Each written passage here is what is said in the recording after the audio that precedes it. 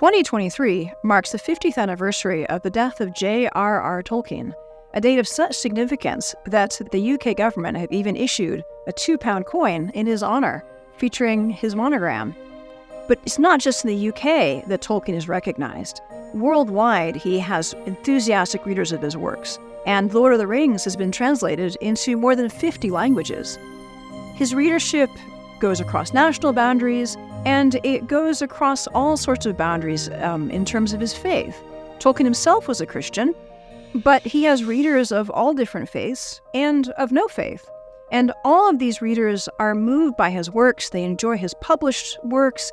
They enjoy the films and television that have been made inspired by his stories. So with this in mind, with this diverse audience, why should we be exploring specifically the question of Tolkien's faith?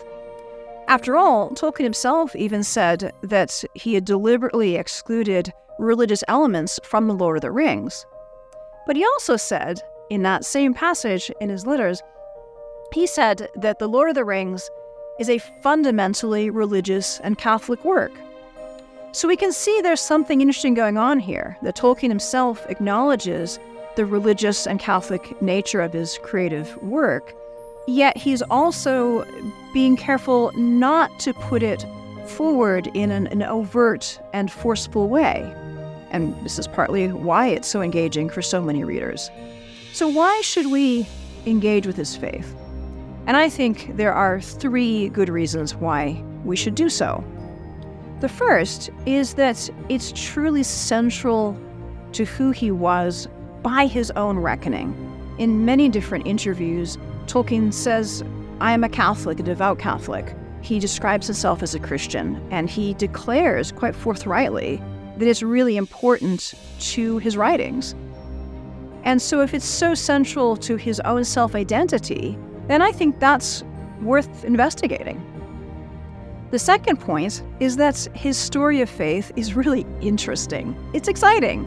He wasn't just a sort of a cardboard cutout of a Christian and that's that. It was dynamic, it was hard-won. He experienced great suffering in his life and great challenges to his faith. So it wasn't static, it was developing and something that he deliberately chose and held onto and grew in. And that's just interesting. And an exploration of his faith also shows that he had a very generous spirit as a Christian. He was very big-hearted in his faith. He had friends who were not Christians. He had friends who were Christians but not Catholics. And I think that's very encouraging for his wide readership. We can explore this topic without worrying that maybe Tolkien is going to turn out to be, not a nice guy. He had this big-heartedness to his faith that I think is very, very encouraging. And lastly, I think it's important to look at his faith because it really is essential for a full understanding of his writings. As we mentioned before, he himself identified The Lord of the Rings as a fundamentally religious and Catholic work. What does that mean? Looking at what he believed, how it was important to him, helps us to trace out themes and images and meaningful aspects of The Lord of the Rings that add to our enjoyment. And unpacking what he believed and how it shaped his life helps us to get more out of reading his letters, which are so interesting.